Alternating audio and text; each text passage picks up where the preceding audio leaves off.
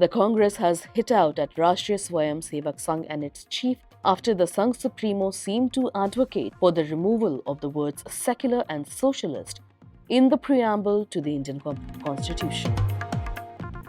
Dattatreya Hosabale, General Secretary of RSS, which is the ideological mentor of the ruling Bharatiya Janata Party, had said there should be a debate over retaining these words, seen by many as central to the idea of what India should be, declaring they had been added in 1976 via the 42nd Amendment and were not in the original preamble.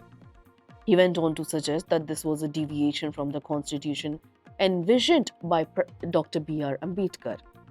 The Congress Comms chief, Jairam Ramesh, responded on X this morning by slamming the RSS for having never accepted the constitution and having attacked its founding fathers, including Dr B R Ambedkar and former Prime Minister Jawaharlal Nehru.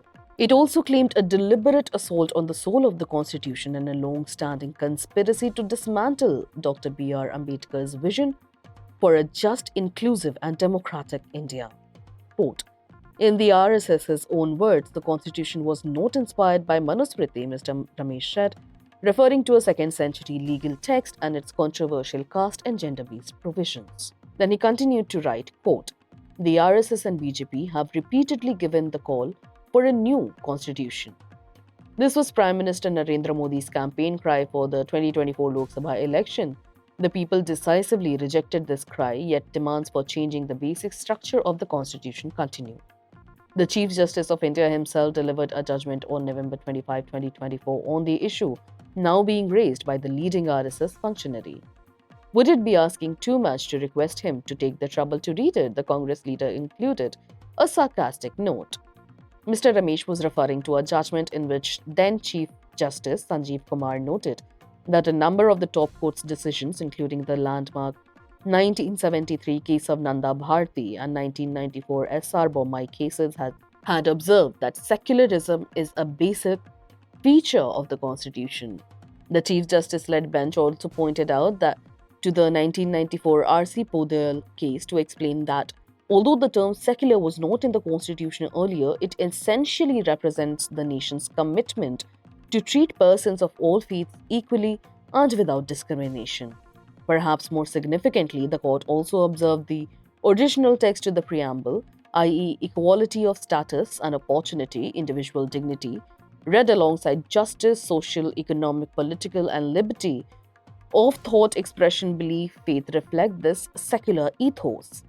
The court similarly defended Socialist in the preamble. Its interpretation, it said, quote, should not be restricted to the economic policies of the government. Rather, Socialist denotes the state's committee to be a welfare state, ensuring equality of opportunity and social justice. Quote, in the Indian framework, socialism embodies the principle of economic and social justice, wherein the state ensures no citizen is disadvantaged due to economic or social circumstances.